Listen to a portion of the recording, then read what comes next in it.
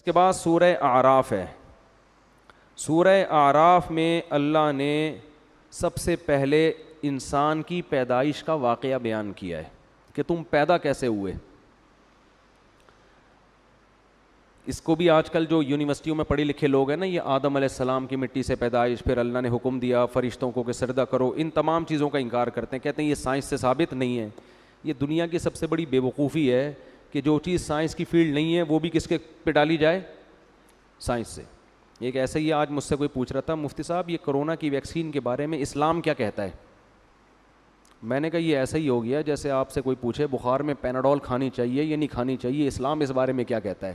او بھائی یہ اسلام کی فیلڈ بولو. ہاں یہ ہوگی کہ حرام اجزاء ہیں تو حرام ہے, حلال اجزاء ہیں تو پھر کھانی چاہیے کہ نہیں, یہ اسلام نہیں کہے گا. یہ کون کہے گا؟ یہ ڈاکٹر صاحب کہیں گے. اسلام بھی یہی کہتے ہیں کہ ڈاکٹر سے پوچھو. تو ویکسین یہ مفتیوں کی فیلڈ نہیں ہے. ہاں ویکسین میں کوئی حرام عنصر شامل ہو تو مفتیوں کی فیلڈ ہے, لیکن حرام عنصر اگر نہیں ہے تو پھر کورونا کی ویکسین لگانی چاہیے یا نہیں لگانی چاہیے, یہ مفتیوں کی فیلڈ نہیں ہے, یہ کس کی فیلڈ ہے؟ ڈاکٹروں کی. اور اس میں جو اجزاء ہیں وہ حلال ہیں یا حرام, یہ ڈاکٹروں کی فیلڈ نہیں ہے, یہ کس کی فیلڈ ہے؟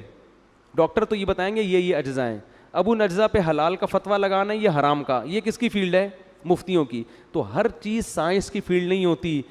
یہ فلاں سن میں یہ واقعہ ہوا تھا یا نہیں ہوا تھا, یہ سائنس کی فیلڈ نہیں ہے, یہ تاریخ دانوں کی فیلڈ ہے. کربلا میں حضرت حسین کا قتل ہوا تھا کہ نہیں ہوا تھا, یہ نیوٹن اور ڈاروین تھوڑی بتائے گا آپ کو, یہ تو مورخین بتائیں گے نا. بہت مشکل ہے. کیا ہو گیا یار, تو ایسے بیٹھے ہوئے ہیں جیسے ابھی بھی روزہ رکھا ہوا ہو رات کے ٹائم پہ. یہ تو مورخین تاریخ دان بتائیں گے. اب جب آدم علیہ السلام پیدا ہو رہے تھے تو کوئی تاریخ دان موجود تھا ہیں کہ کیسے پیدا ہوئے, پھر کیا کیا واقعات ہوئے؟ ظاہر ہے نہیں تھا. تو اس لیے یہ ڈائریکٹ کون بتاتا ہے؟ اللہ بتاتا ہے, کیونکہ وہ تو پہلے شخص ہے نا دنیا میں, تو اللہ بتاتا ہے. تو اس لیے اس میں یہ کہنا کہ سائنس میں تو کہیں نہیں لکھا ہوا, تو یہ پاگلوں اور بیوقوفوں والی باتیں ہیں. تو اللہ نے آدم علیہ السلام کا واقعہ بیان کیا کہ وَإِذْ قُلْنَا لِلْمَلَائِكَةِ وَلَقَدْ خَلَقْنَاكُمْ, ہم نے تمہیں پیدا کیا. اور کیسے؟ مٹی سے, آدم کو. پھر ہم نے فرشتوں کو حکم دیا کہ آدم کو سجدہ کرو. یہ ہمیں دنیا میں جب لایا جا رہا ہے تو ہمیں پروٹوکول دیا جا رہا ہے. اور جو آدم کو نہیں مانتے, جو کہتے ہیں بندر سے انسان بنائے, انہوں نے انسان کو پروٹوکول بولو نہیں دیا. انہوں نے تو انسان کی ایک اتفاقی حادثے کا نتیجہ ہے وہ تو پھر انسان کی قابل عزت تھوڑی ہوا. ہمیں بتایا جا رہا ہے کہ انسان جب دنیا میں آیا بڑے اہتمام کے ساتھ آیا تھا, وہ ایسے ہی نہیں آ گیا. ساری مخلوق نے اس کو, آدم کو سجدہ کیا. شیطان اڑ گیا. اللہ نے کہا کہ تو نے سجدہ کیوں نہیں کیا؟ قال انا خیر منہ, میں اس سے بہتر ہوں. خلقتنی من نار, تو نے مجھے آگ سے بنایا اور اسے مٹی سے بنایا. آگ مٹی کو سجدہ نہیں کر سکتی. قرآن کہتا ہے ہم نے کہا فاہبط منہا, دفع ہو جا یہاں سے, نکل جا یہاں سے, تجھے اس کی اجازت نہیں ہے کہ میرے حکم کے سامنے تو تکبر کر. انک من الصاغرین, آج سے تو میری نظر سے گر گیا ہے. بجائے توبہ کرنے کے شیطان نے کہا انظرنی الی یوم یبعثون, اے اللہ مجھے قیامت تک کے لیے زندگی دے دے. اللہ نے فرمایا انک من المنظرین, میں تجھے قیامت سے پہلے موت نہیں دوں گا, کر لے جو کرنا ہے. قال فبما اغویتنی, اے اللہ اس آدم کی وجہ سے تو نے مجھے گمراہ کیا ہے.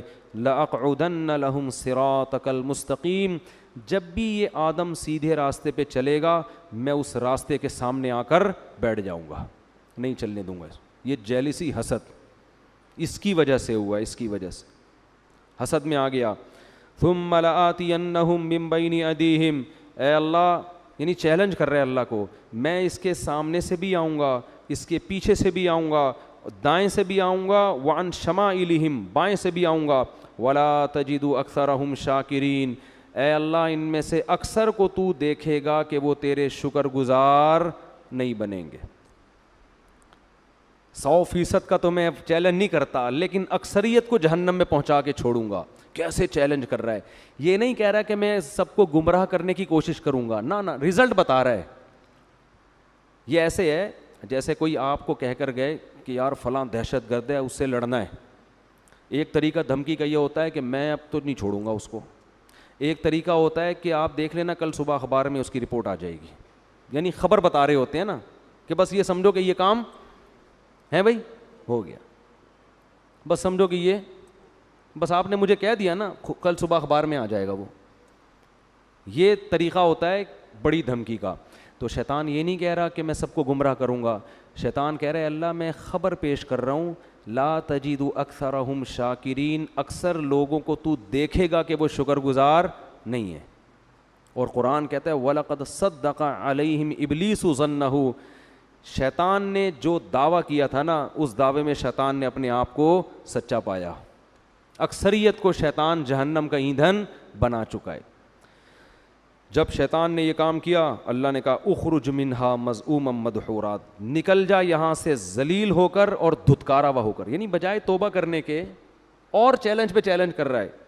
اور پھر اللہ نے فرمایا لمن تبعک منہم, ٹھیک ہے میں نے تجھے لوگوں میں چھوڑ دیا, تو ان کو گمراہ کر, لیکن میں تجھے بتاؤں کہ جو تجھے فالو کریں گے لَأَمْلَأَنَّ جَهَنَّمَ مِنْكُمْ أَجْمَعِينَ, تجھ سمیت ان لوگوں کو تیرے ساتھ جہنم میں ڈال کے جہنم کو میں بھر دوں گا. میں بھی جہنم بھرنے میں بخل سے کام نہیں لوں گا, لیکن میں یہ بات تیری لوگوں کو بتاؤں گا ضرور کہ وہ تمہارے پیچھے پڑا ہوا ہے.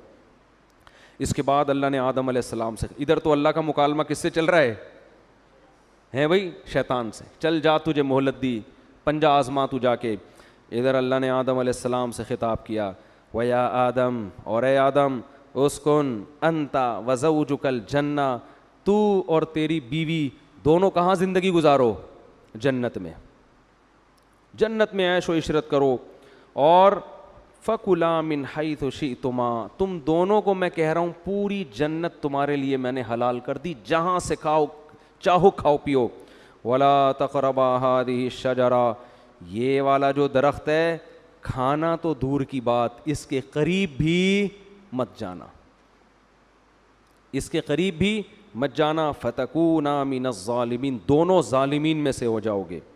فوس شیطان آ گیا, اس نے کیسا ہوشیار ہے, چلو پہلے آدمی کو چھوڑ دیتا, یہ کل سے میں اپنا کام ابھی تھوڑا ریسٹ کر لوں, ابھی تو دھمکیاں ومکیاں چلی ہیں, ذرا ایک ہفتہ ریسٹ کرتا ہوں, تھوڑا آرام کرتا ہوں, اس کے بعد پھر جو ہے کوشش کریں گے. ویژنری لوگ جو ہے نا وہ ریسٹ نہیں, چاہے اچھا ویژن ہو چاہے برا ویژن, اس سے پتہ چلتا ہے. اور شیطان اس میں کامیاب بھی ہوا. قرآن کہہ رہے اکثریت کہاں جائے گی, جہنم میں. شیطان نے جو کہا تھا نا کر کے دکھایا, لیکن بے وقوف یہ نہیں دیکھ رہا کہ میں بھی تو جا رہا ہوں ٹھیک ہے نا, یہ بے وقوفی ہے اس کی. اس نے کہا کوئی بات نہیں, ہم بھی جائیں گے, ان کو بھی لے کے مریں گے. تو اسی وقت سے شیطان نے کام اپنا شروع کر دیا. یہ جنت میں کیوں چلے گئے, قرآن کہتا ہے فوسوس لہما الشیطان, دونوں کو جا کے دل میں وسوسے ڈالنا شروع کیے شیطان نے, دل میں وسوسے.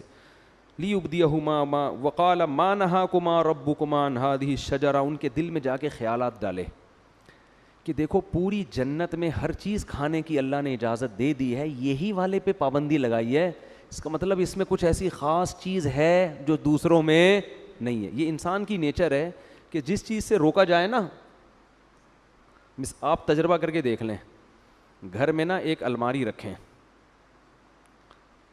اور ہر جو دراز ہوتی ہے نا اس میں کسی میں لاک نہ لگائیں, ایک میں لاک لگا دیں, اس میں کچھ بھی نہیں ہے, اس میں مری ہوئی چھپکلیاں ڈال دیں آپ. بے شک بچوں کو بولیں کہ اس کو نہیں کھولنا, بچے کسی کو نہیں کھولیں گے سوائے اسی کو کھولنے کی, ان کو ہوگا. وہ یہ شیطان وسوسے ڈالتا ہے, وہ نافرمانی کرواتا ہے. اب آدم علیہ السلام کے دل میں اور اماں حوا ان کی زوجہ, دونوں کے دل میں شیطان نے وسوسہ ڈالا اور کہنے لگا ما نہاکما ربکما عن ہذہ الشجرہ, دیکھو اس درخت میں کچھ تو ہے, اللہ چاہتا ہے کہ تمہیں جنت تو ملے لیکن وقتی عارضی, موت تو ہے نا, وہ تو یہاں بھی مرو گے تم. تو لگتا ہے کہ اس درخت میں ایک چیز ہے کہ یہ درخت کھاتے ہی ہمیشہ زندگی, موت, یہ ایسی ویکسین لگ جائے گی یہ کرونا سے حفاظت کی ویکسین ہے, اور کرونا نہیں بلکہ یہ موت سے حفاظت کی کیا ہے, ویکسین ہے.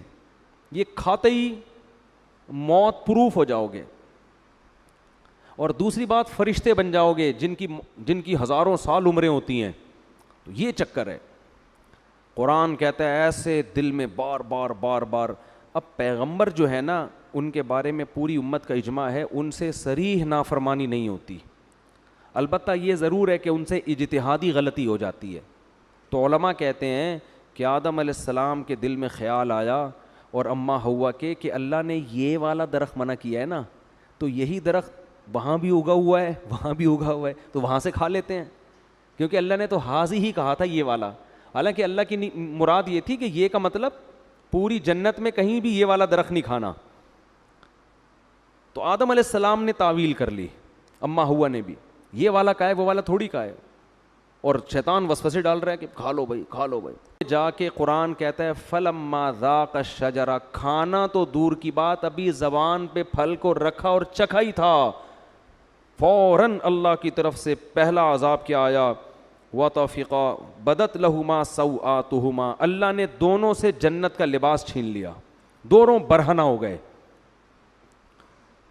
وطفقا یخصفان علیہما من ورق الجنہ, اور شرم کی وجہ سے جلدی جلدی جنت کے درختوں کے پتوں کو اپنے اوپر ڈالنے لگے. دیکھو دونوں میاں بیوی تھے اور میاں بیوی کا آپس میں کوئی پردہ نہیں ہوتا, اس کے باوجود اس سے پتہ چلتا ہے کہ حیا کا تقاضا ہے کہ نارملی عام حالات میں میاں بیوی لباس کے اندر رہیں, ایک دوسرے کے سامنے اپنے سطر کو ظاہر مت کریں. اس سے آپ اندازہ لگاؤ کہ جو ہماری لبرل خواتین جو کسی کی بیوی بھی نہیں ہیں, غیر محرم مرد کے سامنے نارمل حالات میں نیم برہنہ لباس پہن کے گھومتی ہیں, قرآن کی نظر میں وہ کس قدر بے حیا ہیں. یعنی بیوی کو بھی کہا جا رہا ہے کہ نارمل حالات میں جب میاں بیوی کا کوئی ریلیشن نہ ہو اس وقت تو نارمل پراپر ڈریس میں ہونا چاہیے, حالانکہ میاں بیوی کا کوئی پردہ نہیں ہے, لیکن یہ حیا کا تقاضا ہے. اور وہ عورت جو کسی ایسے مرد کے سامنے اپنے جسم کو ظاہر کرتی ہے جو اس کا شوہر بھی نہیں ہے اور نارملی اس ڈریس میں گھومتی ہے, اسکرٹ پہن کے گھوم رہی ہیں, سلیو لیس کپڑے پہن کے گھوم رہی ہیں, اس کا مطلب یہ لوگ آدم علیہ السلام اور اماں ہوا کی نیچر پر نہیں ہے, انہوں نے اپنی خاندانی پرمپرا کو چھوڑ دیا ہے. اصل تو ہمارا خاندان آدم اور ہوا والا ہے نا, یہ اپنے کلچر کو فالو نہیں کر رہے, یہ آدم اور ہوا کی نیچر پہ نہیں ہے, یہ فطرت پہ نہیں ہے یہ لوگ.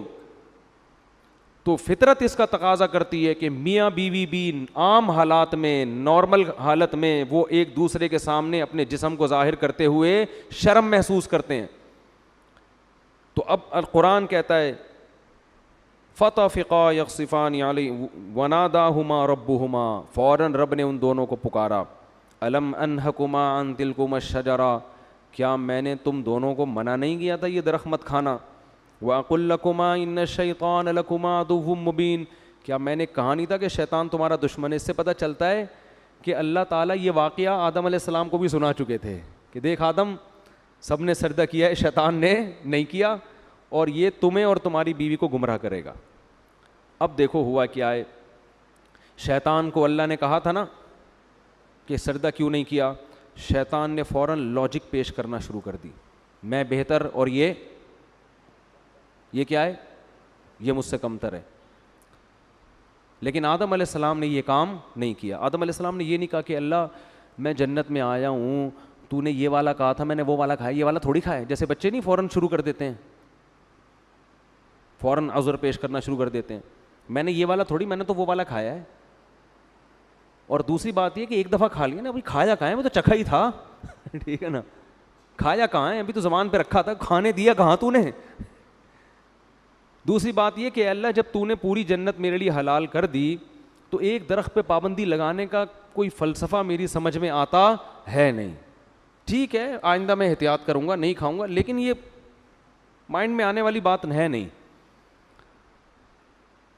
آ رہی بات. آج یہی ہو رہا ہے نا, شریعت عورت کو حکم دے رہی ہے پردہ کرو.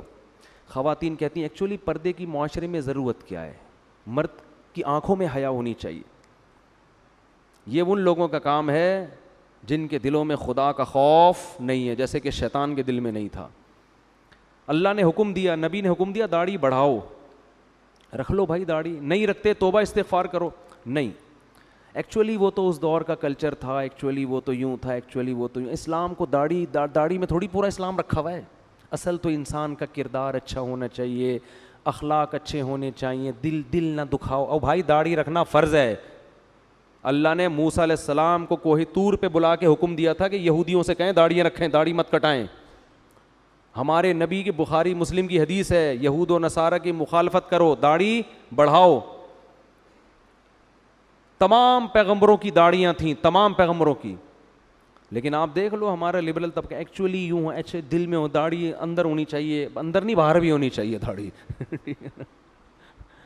اندر کا کوئی فائدہ نہیں ہے, باہر داڑھی پراپر ہونی چاہیے.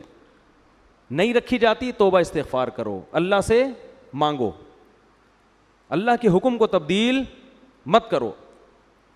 تو ہر چیز میں ایسا ہی ہو رہا ہے کہ پردے کے معاملے میں آپ دیکھ لو, اور دوسری شادی میں بھی یہی ہو رہا ہے.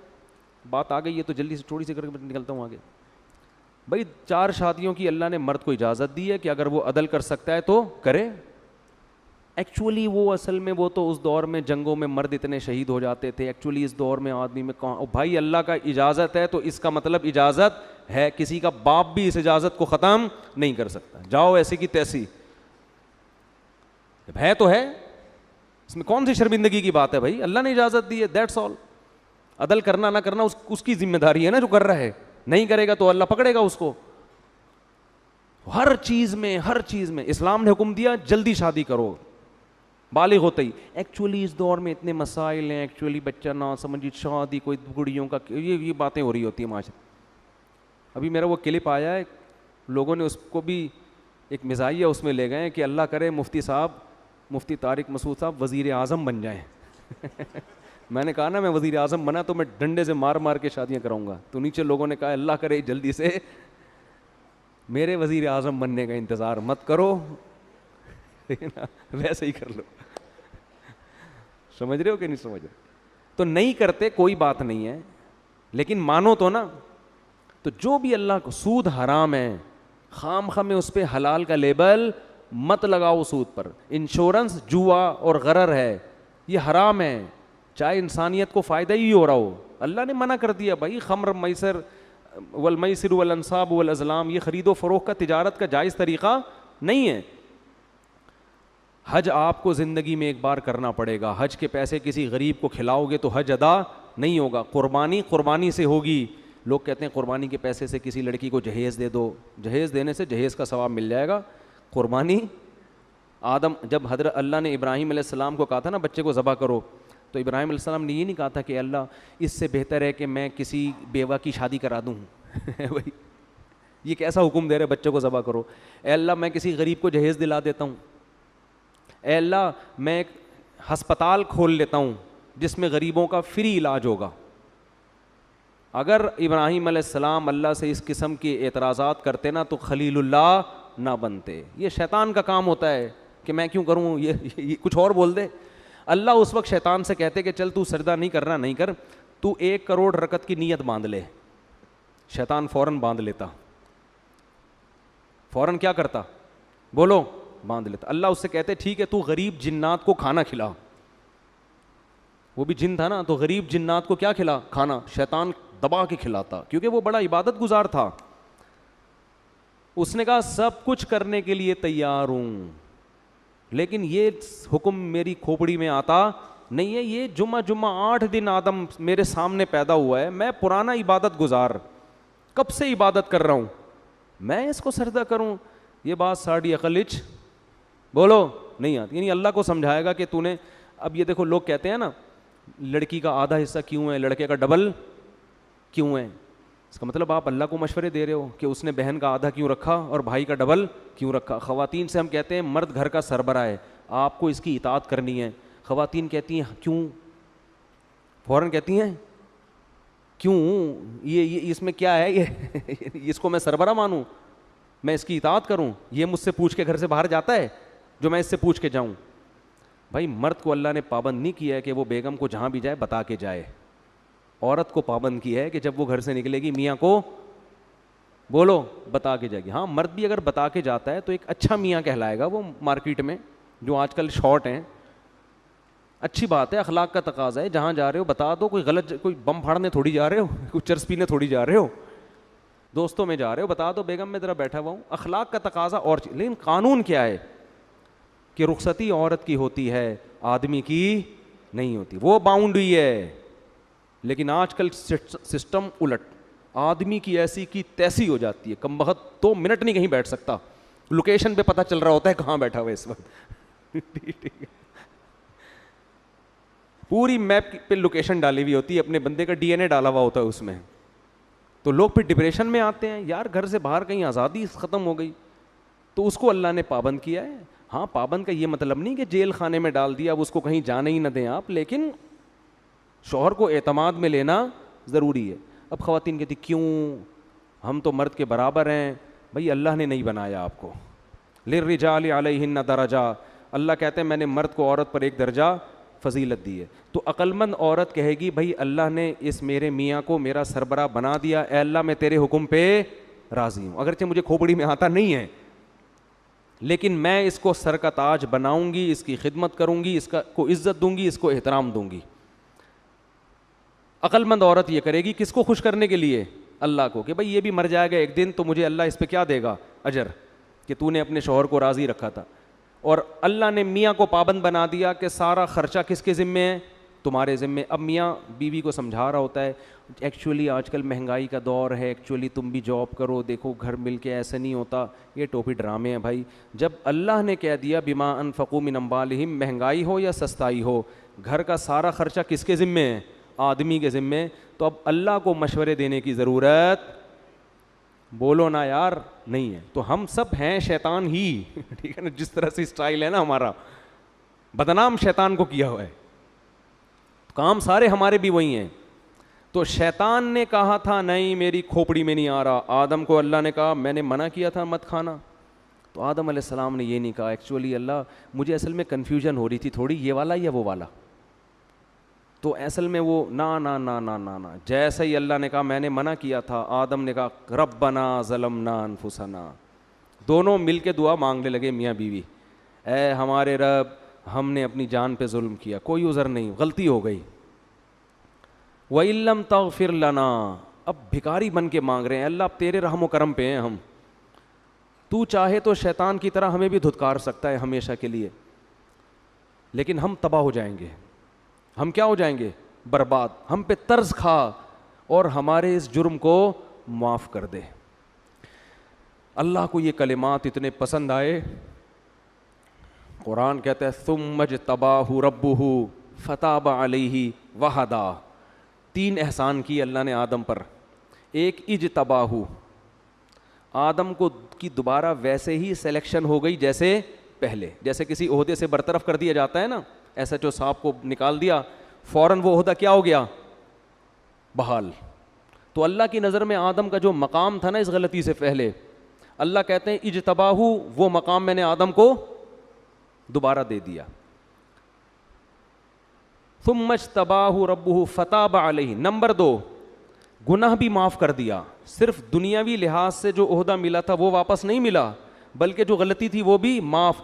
اور پھر ایک اور احسان یہ کیا, وہدا, آئندہ کے لیے ان کو یہ توفیق دی کہ سیدھے راستے پہ چلیں اور ایسی غلطی نہ کریں.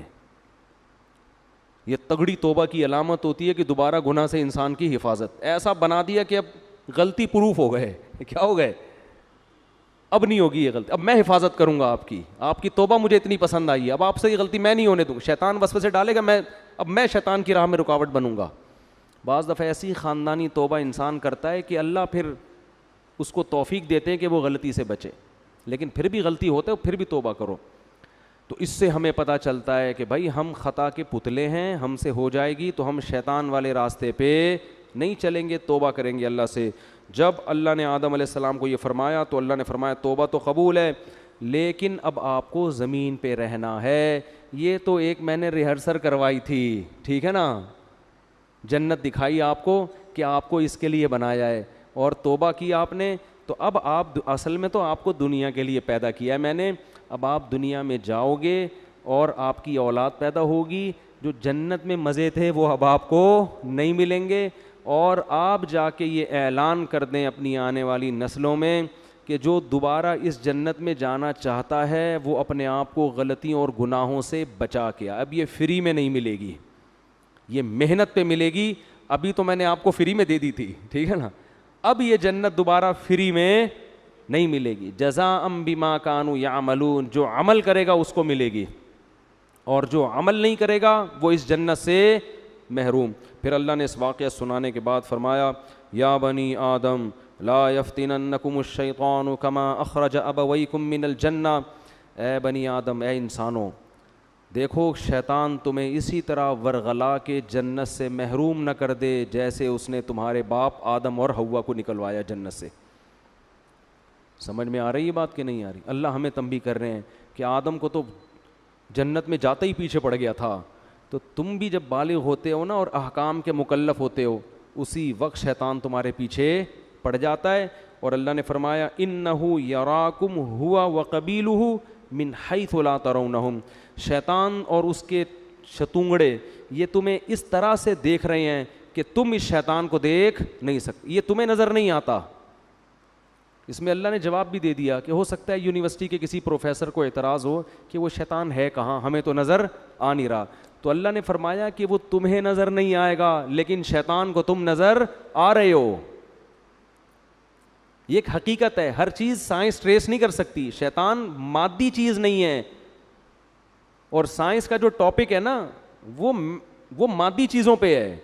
بہت سی اور اللہ نے ایسی مخلوق پیدا کی ہے جو ہمیں نظر نہیں آتی, وہ ہماری لیبارٹریوں میں ٹریس ہی نہیں ہو سکتی ہے.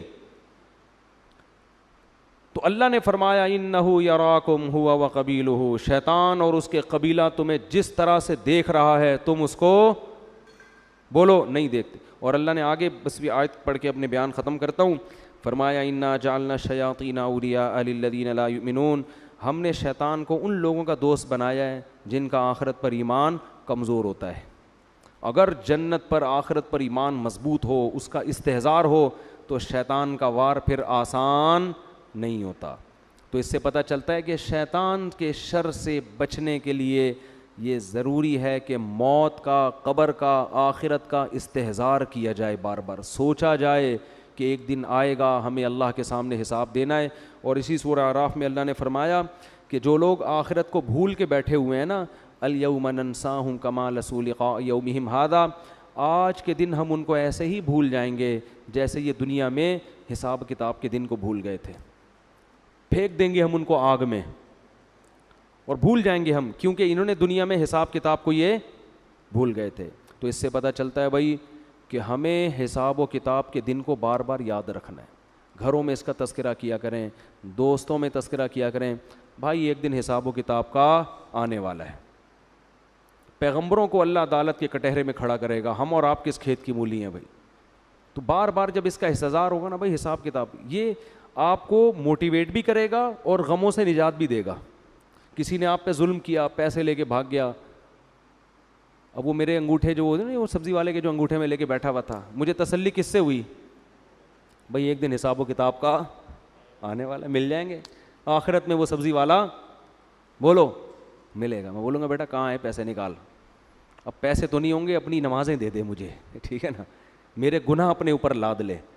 تو یہ حساب و کتاب, کوئی بھی کسی پہ ظلم کر رہا ہے, اللہ کہتے ہیں لا تحسبن اللہ غافلا عما یعمل الظالمون, ظالمین جو کچھ کر رہے ہیں اللہ کو اس سے غافل مت سمجھو. انما یؤخرہم لیوم تشخص فیہ الابصار, اللہ ایسے دن کے لیے مہلت دے رہا ہے جس میں آنکھیں کھلی کی کھلی رہ جائیں گی.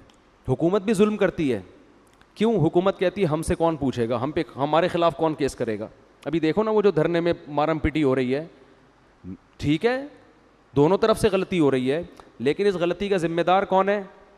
حکومت. کہ آپ نے ایک ایگریمنٹ کیا, معاہدہ کیا, اور آپ اس معاہدے سے پیچھے ہٹ گئے. تو جو البادی ہے نا, جو پہل کرنے والا ہوتا ہے نا, اصل ذمہ دار کون ہوتا ہے؟ وہ ہوتا ہے. تو آپ نے ایگریمنٹ کیا کیوں تھا اس وقت؟ آپ سوچ کے ایگریمنٹ کرتے نا.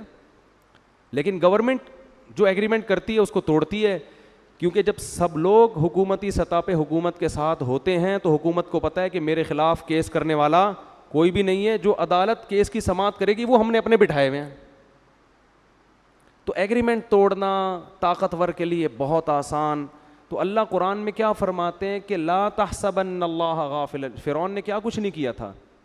تو اللہ فرماتے ہیں دنیا میں کہیں بھی کسی پہ ظلم ہو رہا ہے تو اللہ کو غافل مت سمجھو.